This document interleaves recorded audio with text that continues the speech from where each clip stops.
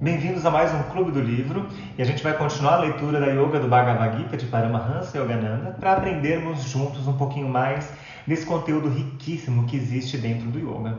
No vídeo passado nós lemos o prefácio e agora a gente vai começar de fato os capítulos do livro. Começando pela parte 1, Chaves para a Sabedoria do Gita. Então vou deixar aqui a imagem de Bhagavan Krishna e seu discípulo Arjuna no campo de batalha de Kurukshetra.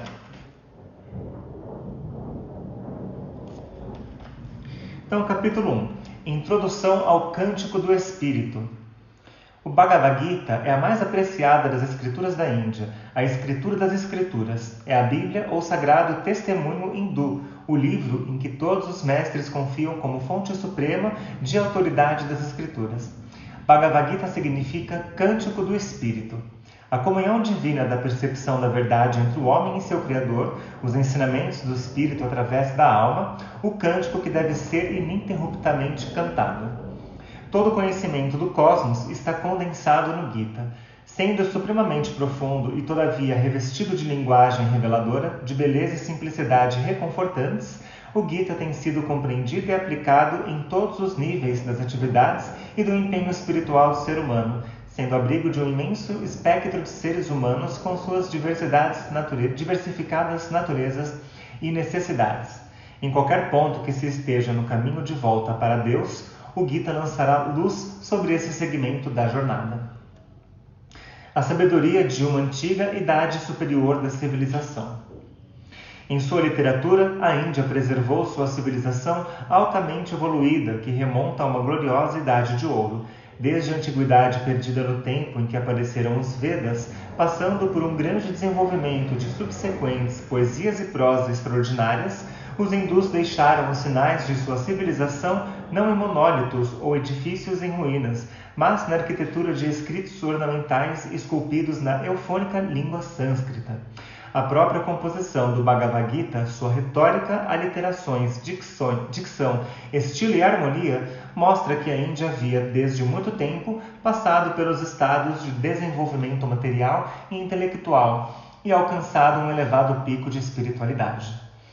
Em seus versículos encontram-se no sexto e nos 18. Seus versículos encontram-se no sexto dos 18 livros que constituem o grande poema épico da Índia, o Mahabharata. Esse venerável épico, talvez o poema mais longo da literatura mundial, narra a história dos descendentes do rei Bharata, os Pandavas e os Kauravas, primos cuja disputa de reino foi causa da cataclísmica guerra de Kurukshetra. O Bhagavad Gita, um diálogo sagrado a respeito da yoga entre Bhagavan Krishna, que foi ao mesmo tempo um rei terreno e uma encarnação divina, e o seu principal discípulo, o príncipe Pandava Arjuna, julga-se ter ocorrido na véspera desta horrível guerra. Então, uma pequena pausa aqui. Bhagavad Gita é um trecho onde é explicado esse diálogo entre Krishna e Arjuna. E esse trecho, que é o Bhagavad Gita, ele faz parte de um poema gigante que é o Mahabharata. Então, como ele é super rico e super complexo, ele fala muito sobre a filosofia do yoga, eles pegaram esse trecho do Mahabharata e dividiram, expandiram, ampliaram no Bhagavad Gita, para que isso pudesse ser explicado de forma separada, para que fosse um pouco mais fácil de entender.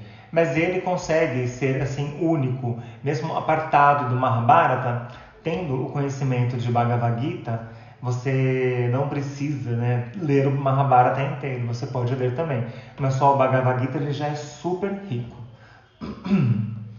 Então, a autoria do Mahabharata, inclusive o segmento que constitui o Gita, é tradicionalmente atribuída ao sábio iluminado Vyasa, cuja época definitivamente não se sabe.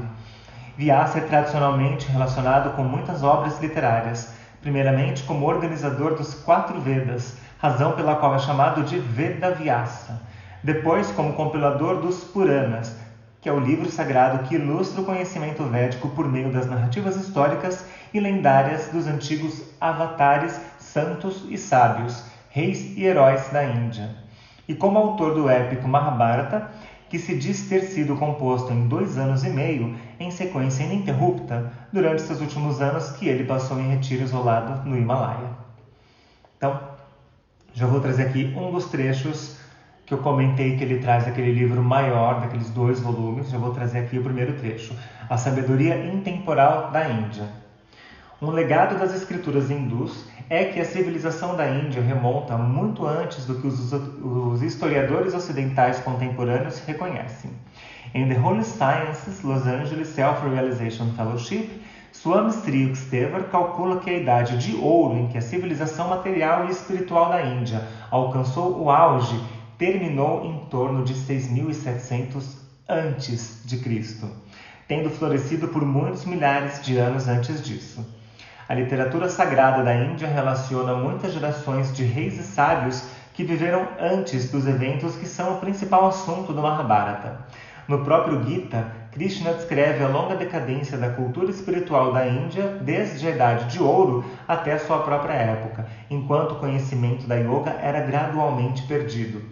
Diz uma passagem da autobiografia de um yogi: a maioria dos antropólogos, acreditando que há 10.000 anos a humanidade havia na barbárie da Idade da Pedra, rejeita sumariamente como mitos as tradições amplamente difundidas das antiquíssimas civilizações da Lemúria, Atlântida, Índia, China e Japão, Egito, México e muitas terras. Vou ler de novo esse trecho. Então, a autobiografia do yogi, que é um dos livros do Paramahansa Yogananda, onde ele conta toda a trajetória dele, tem um trecho deste livro que diz: a maioria dos antropólogos, acreditando que há 10.000 anos a humanidade vivia na barbárie da Idade da Pedra, rejeita sumariamente como mitos as tradições amplamente difundidas das antiquíssimas civilizações de Lemúria, Atlântida, Índia, China, Japão, Egito, México e muitas outras terras. A pesquisa científica recente, contudo, começa a sugerir que a verdade das cronologias antigas seja reavaliada. Então, muito do que se sabe, mesmo cientificamente falando, historicamente falando, muito ainda tem que ser descoberto, muito ainda só até um certo limite. Então, pensar que há 10.000 anos atrás existia uma civilização com um grande conhecimento da yoga mostra como a evolução ela tem seus altos e baixos, né? A gente passa por diversas transformações planetárias e com isso os povos eles mudam, porque provavelmente existem transições planetárias acontecendo também neste processo. Então, esse conhecimento rico e original do yoga, ele é muito antigo, só que ele se perdeu durante muitos anos. E começou a ser resgatado desde então, e vem sendo ainda, com seus altos e baixos, com seus tropeços. Decifrar o código do simbolismo yogi do Gita. Os antigos escritos sagrados não fazem clara distinção entre a história e a simbologia. Em vez disso, frequentemente, entremeiam as duas na tradição da revelação das Escrituras. Os profetas costumam recolher exemplos da vida cotidiana e acontecimentos de suas épocas, e a partir deles extraem parábolas para exprimir verdades espirituais sutis. Se não fossem definidas em termos corriqueiros, as coisas profundas da divindade não seriam concebíveis para o homem comum. Quando os profetas, como fizeram frequentemente, escreveram usando metáforas e alegorias mais reservadas, fizeram-no para ocultar às mentes ignorantes e espiritualmente despreparadas as revelações mais profundas do Espírito. Então, tanto o Gita, quanto a Bíblia, quanto a maioria dos textos sagrados, quase todos são alegorias, nunca é preto no branco, nunca é uma explicação clara, direta e objetiva, porque dependendo do grau de evolução da nossa espécie, a gente não vai ter o entendimento correto. Então, através de alegorias, a gente é obrigado a abrir a mente, interpretar isso, buscando lá no fundo da nossa essência essas respostas.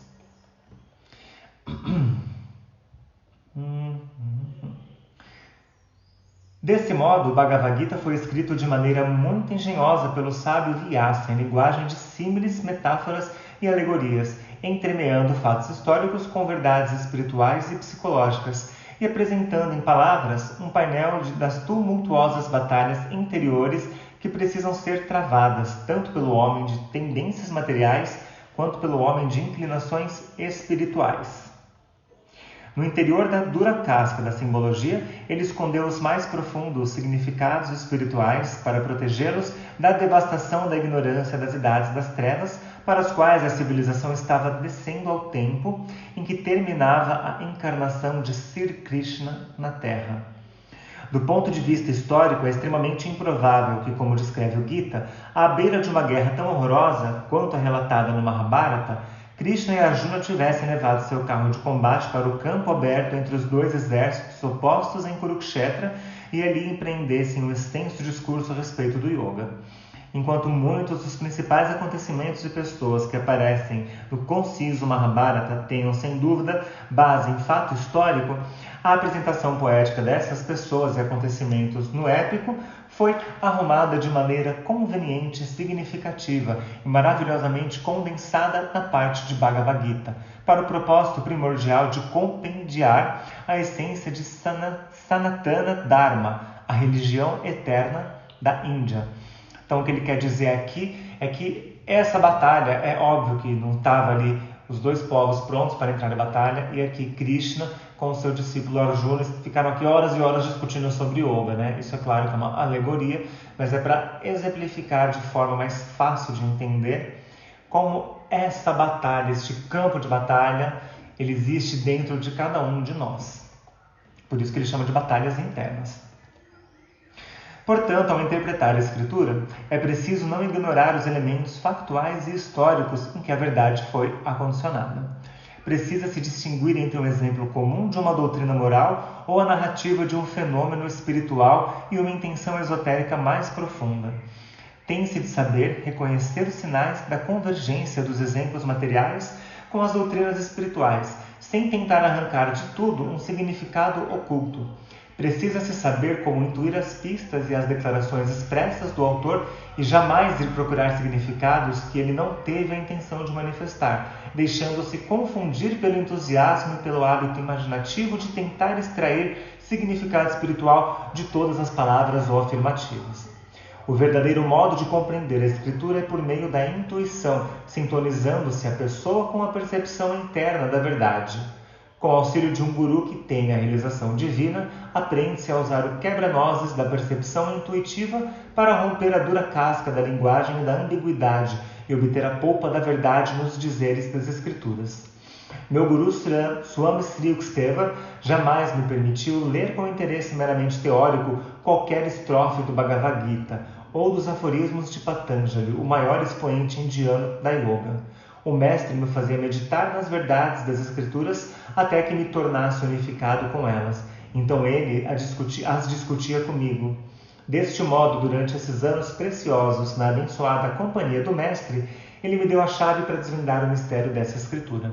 Então aqui fica muito claro que Bhagavad Gita é um texto sagrado complexo, difícil mesmo de entender. A gente não deve simplesmente pegar um livro, ler inteiro, beleza, assimilei, próximo. A gente vai ler de novo, a gente vai ler mais uma vez, vai assimilar, vai anotar, vai ter dúvidas, vai pesquisar, vai complementar com outros livros, é um estudo.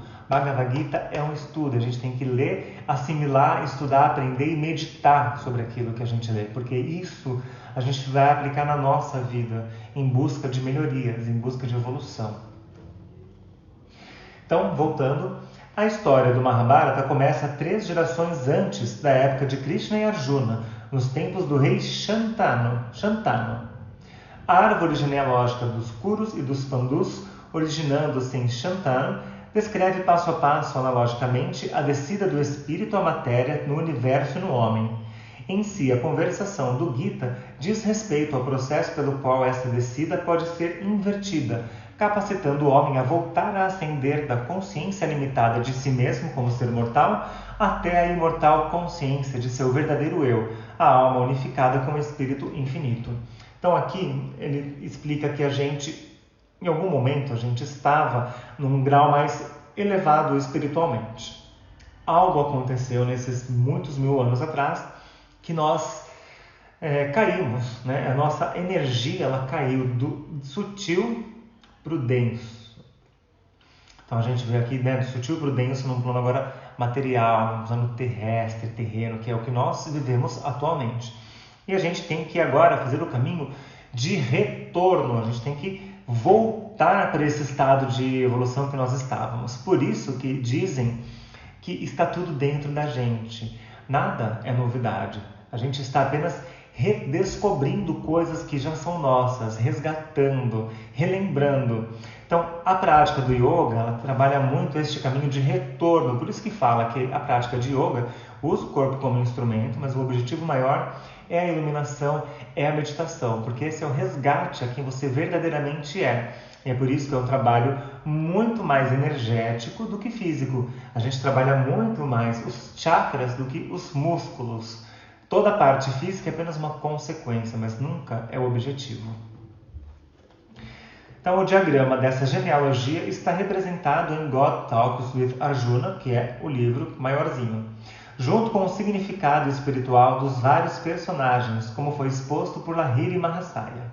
Esses significados esotéricos não são arbitrários. Ao explicar o significado interno das palavras e dos nomes, a chave primordial é ir procurá-las na raiz sânscrita original. Erros terríveis são cometidos nas definições dos termos sânscritos se não houver uma capacidade intuitiva de chegar à raiz correta e então decifrar o significado correto a partir dessa raiz, segundo o seu uso na época da origem da palavra. Quando se estabelece corretamente o fundamento, pode-se deduzir o significado de várias fontes com relação ao significado comum das palavras e do modo específico em que foram usadas a partir de uma conexão racional concludente. Então, o sânscrito é uma língua riquíssima, porém muito difícil de entender, porque cada palavra, a tradução não vai ser uma simples palavra traduzida. Uma palavrinha em sânscrito, ela traz um contexto todo, ela traz praticamente uma estrofe, uma única palavra, ela tem um significado que, se for traduzido errado de forma genérica, pode trazer interpretações erradas nos textos. Então, por isso que é recomendado que tenha-se um guru nesses estudos do Bhagavad Gita, porque qualquer tradução errônea vai trazer aqui uma interpretação que foge da interpretação original. Por isso que é um estudo e por isso tem que ser meditado em cima daquilo que você está aprendendo. É notável como o autor deste grande Bhagavad Gita revestiu cada uma das faculdades ou tendências psicológicas, bem como inúmeros princípios metafísicos com um nome apropriado. Quanta beleza em cada palavra, cada uma delas surgindo de uma raiz sânscrita. Seria necessária uma pluralidade de páginas para penetrar plenamente no sânscrito subjacente às metáforas. Ficará evidente ao leitor, após examinar cuidadosamente as chaves de algumas estrofes do primeiro capítulo, que o pano de fundo histórico de uma batalha e dos guerreiros que dela participam foi usado para ilustrar a batalha espiritual e psicológica que se trava entre os atributos do intelecto discernidor puro em sintonia com a alma e a mente cega, engolfada no sentido sob a influência enganosa do ego. Em apoio a essa analogia, mostra-se ali uma correspondência precisa entre os atributos materiais e espirituais do homem, descritos por Patanjali em seu Yoga Sutras, e os bélicos competidores mencionados no Gita. O clã de Pandu representa a inteligência pura, e o rei cego, Dhritarashtra, representa a mente cega, com seus rebentos de tendências sensuais perversas, os Kauravas ou Kurus. Então aqui ele explica de novo que essa batalha explicada no livro é uma batalha interna, espiritual e psicológica, que a gente trava dentro da gente mesmo ao longo da vida, com aqueles conflitos, com aquelas crenças e padrões que nos limitam. A gente está o tempo todo nessa batalha interna para que a gente quebre essa barreira do ego, a gente consiga ultrapassar essa barreira do ego e conseguir entrar então nessa jornada de resgate a quem realmente somos. Então aqui é legal ler esse finalzinho de novo para que a gente grave muito o que ele quis dizer aqui. Em apoio a essa analogia, mostra-se ali uma correspondência precisa entre os atributos materiais e espirituais do homem, descritos por Patanjali em seu Yoga Sutras, e os bélicos competidores mencionados no Gita. O clã de Pandu representa a inteligência pura, então o nosso lado puro, a nossa verdadeira essência. E o rei cego representa a mente cega, que é a ilusão, é aquilo que a gente não quer enxergar. Está na nossa frente, mas é um véu, e a gente não consegue enxergar a coisa como realmente é, a gente vive então nesta ilusão. Esses sentidos subversivos, rebentos da mente sensorial cega, só produziram doença, preocupações mentais e a pestilência da ignorância e da fome espiritual, em virtude da falta de sabedoria no reino do corpo. A despertada força da alma e o autocontrole desenvolvido pela meditação precisam tomar o reino e nele cravar a bandeira do Espírito, estabelecendo um reinado resplandecente de paz, sabedoria, abundância e saúde. Então aqui ele traz a metafísica, que ele mostra que toda essa crença e padrão que nos mantém aqui limitados, toda essa ilusão que nos impede de enxergar as coisas como realmente são, nos deixa cada vez mais distante da nossa verdadeira essência, nos deixam com o ego cada vez mais aflorado, e isso se transforma então em doenças, em preocupações mentais e ignorância. A gente fica cada vez mais ignorante espiritualmente das verdades que estão ao nosso redor. Bhagavan Krishna, o senhor da yoga, o mestre divino do Gita. É claro que a figura fundamental do Bhagavad Gita é Bhagavan Krishna. O Krishna histórico está velado pelo mistério das metáforas, das escrituras e da mitologia. As semelhanças entre os títulos Krishna e Cristo e as narrativas dos nascimentos miraculosos dos primeiros anos de Krishna e de Jesus levaram algumas mentes analíticas a sugerir que eles fossem certamente uma e a mesma pessoa. Essa concepção pode ser plenamente rejeitada com base mesmo em indícios históricos superficiais encontrados nos países em que se originaram. Não obstante, há algumas semelhanças. Ambos foram concebidos divinamente e os nascimentos deles e as missões para as quais Deus lhes ordenou foram preditas. Jesus nasceu em uma humilde manjedoura, Krishna em uma prisão onde seus pais Vasudeva e Devaki eram mantidos prisioneiros pelo perverso irmão de Devaki, Kansa, que havia usurpado o trono do pai. Tanto Jesus quanto Krishna escapuliram com êxito e foram postos em segurança quando um decreto que condenava à morte todas as crianças do sexo masculino foi proclamado para que eles fossem procurados e destruídos logo após o nascimento. Jesus foi chamado o Bom Pastor. Krishna, em seus primeiros anos, foi um vaqueiro. Jesus foi tentado e ameaçado por Satã. A força maligna perseguiu Krishna em formas demoníacas, buscando sem êxito assassiná-lo. Cristo e Krishna são títulos que têm a mesma conotação espiritual.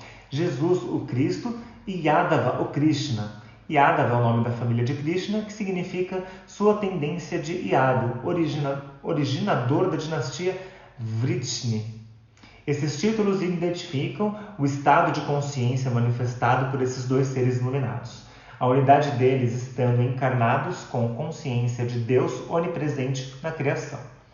A consciência crística universal, ou Kutasha Chaitanya, a consciência universal de Krishna, é o Filho unigênito, ou único reflexo sem distorções de Deus, que permeia todos os átomos e todos os pontos do espaço no cosmos manifestado.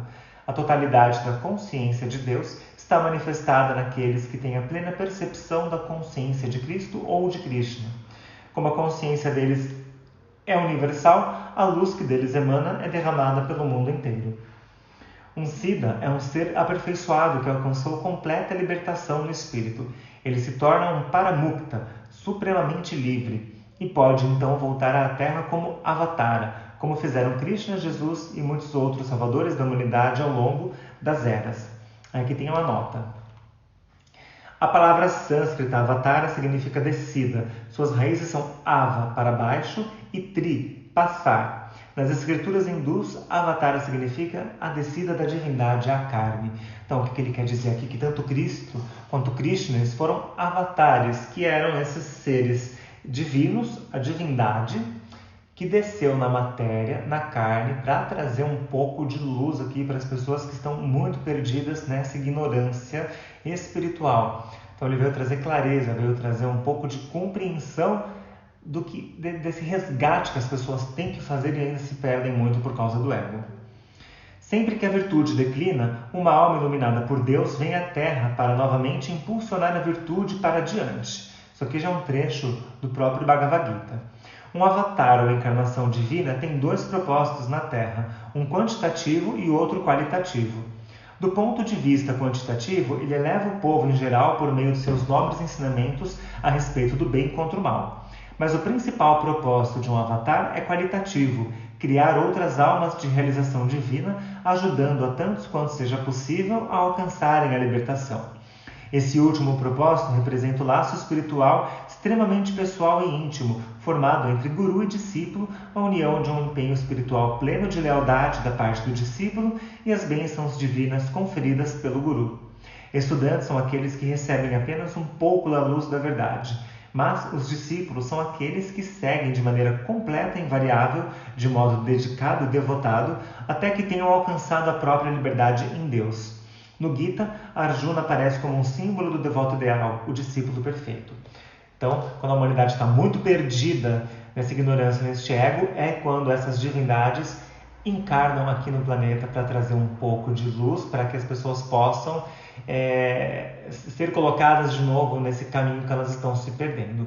Alguns aproveitam, outros não. Alguns conseguem simplesmente trazer essa lição para dentro delas e outros, além disso, trazem e espalham, que são aqui os discípulos. Quando Sri Krishna se encarnou na Terra, Arjuna, um grande sábio em sua vida anterior, nasceu também para ser o seu companheiro. Os grandes seres sempre trazem com eles companheiros espirituais de vidas passadas para ajudá-los na missão atual. O pai de Krishna era irmão da mãe de Arjuna. Deste modo, Krishna e Arjuna eram primos, um parentesco pelo sangue, mas com um laço ainda mais forte de unidade espiritual. Sri Krishna foi criado numa localidade pastoril em Gokula e próximo a Vrindavan, às margens do rio Yamuna, para onde havia sido levado secretamente por seu pai Vasudeva, imediatamente após ter nascido de Devaki na prisão de Mathura. De modo miraculoso, as portas trancadas se abriram e os guardas caíram em profunda letargia, permitindo que a criança fosse levada em segurança para seu lar adotivo. Seus pais adotivos foram o bondoso pastor Nanda e sua amável esposa Isoda.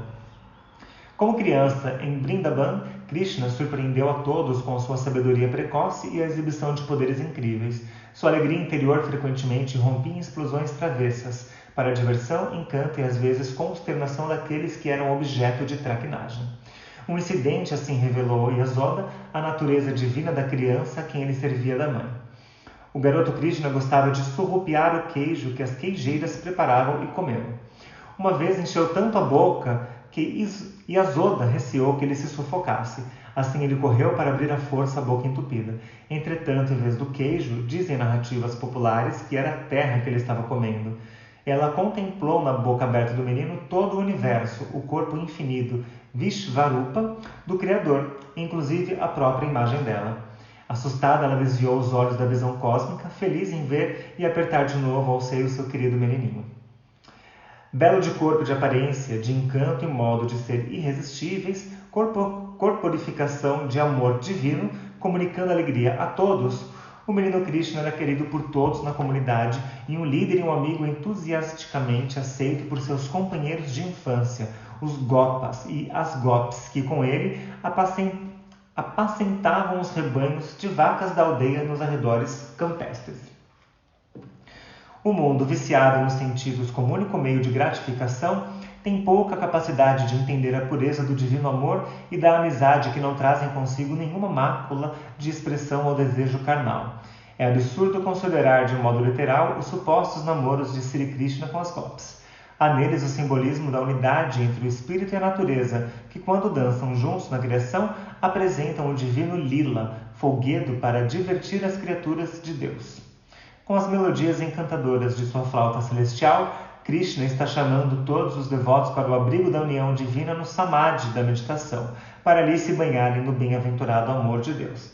Parece que Krishna era um pouco mais que um garoto quando chegou a hora de deixar Vrindavan para o cumprimento do propósito de sua encarnação, ajudar os virtuosos a combaterem o mal. Sua primeira façanha, entre muitas proezas heróicas e miraculosas, foi a destruição do perverso Kansa e a libertação de seus pais Vasudeva e Devaki da prisão.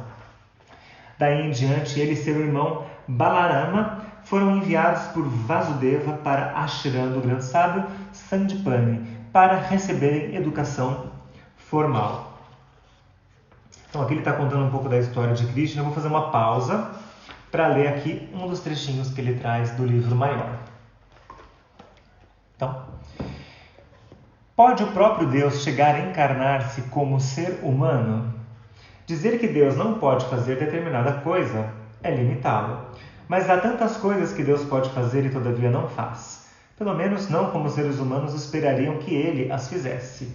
Não se sabe de nenhuma ocasião em que Deus tenha tomado uma forma humana chamada Deus e nela tenha vivido entre os homens. Por que me chamas bom? Não há bom senão um só, que é Deus, disse Jesus para distinguir-se ele, um avatar de Deus Pai, o absoluto sem forma.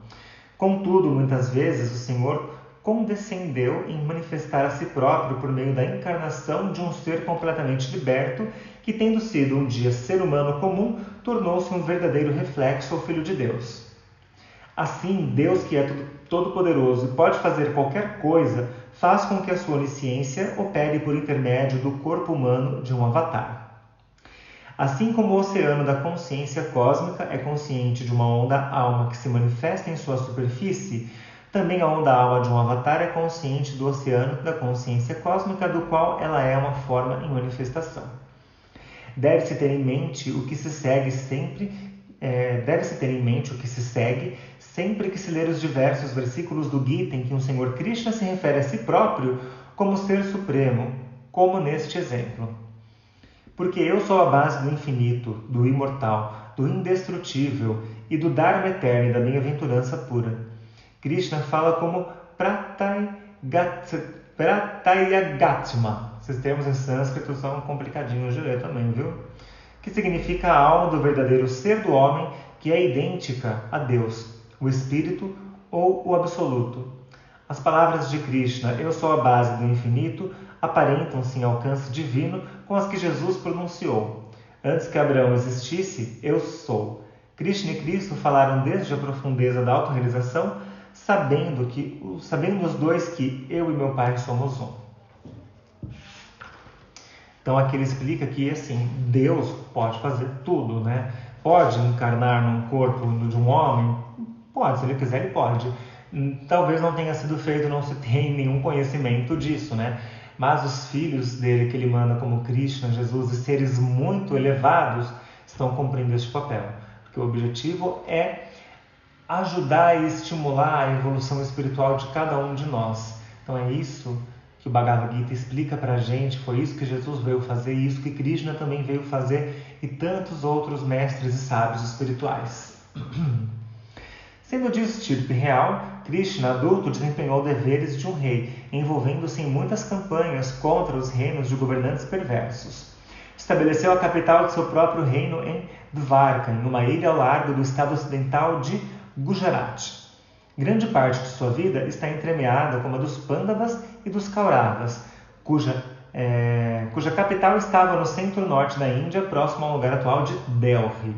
Nota: Kurukshetra, campo de batalha e do diálogo entre Krishna e Arjuna, que figura no Gita, situa-se a 185 quilômetros ao norte de Delhi e é um venerado local de peregrinação até os dias de hoje. Participou de muitas questões, entre eles seculares e espirituais, como aliado e conselheiro, e teve importância especial na guerra de Kurukshetra entre os Pandus e os Kurus. Veja-se a janela na próxima página. Isso aqui é outro trecho do livro que eu vou ler daqui a pouco. Vou ler agora já que ele mandou ler, vamos ler agora. Então, o papel de Krishna nessa guerra de Kurukshetra, que é a guerra explicada no Bhagavad Gita. Os 5 príncipes Pandavas e a centena que compunha a progenie dos Kauravas foram criados e educados juntos, recebendo a orientação de seu preceptor Drona. Arjuna era superior a todos em habilidade, ninguém conseguia igualá-lo. Surgiu inveja e inimizade entre os Kauravas e os Pandus. A seu tempo, a disputa entre os Kurus e os Pandus a respeito do governo do reino chegou ao clímax. Duryodhana, ardendo em invejoso desejo de supremacia, engendrou uma esperteza, um jogo de dados fraudulento.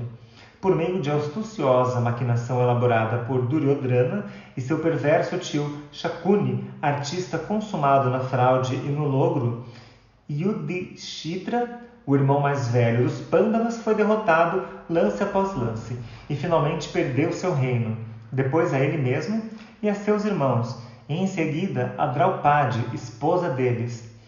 Deste modo, Duryodhana roubou aos Pandus o reino deles e fez com que fossem para o exílio por 12 anos na floresta e passassem um 13º ano disfarçados sem serem reconhecidos. Depois disso, se sobrevivessem, poderiam voltar e reivindicar seu reino perdido. No momento aprazado, os honestos pandus, tendo cumprido todas as condições de seu exílio, voltaram e exigiram seu reino, mas os curus recusaram a abandonar sequer um pedaço de terra que fosse do tamanho de uma agulha.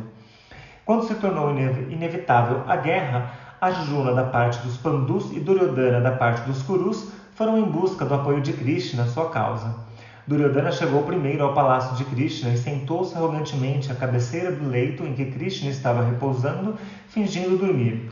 Arjuna chegou e ficou humildemente de pé, de mãos postas aos pés de Krishna.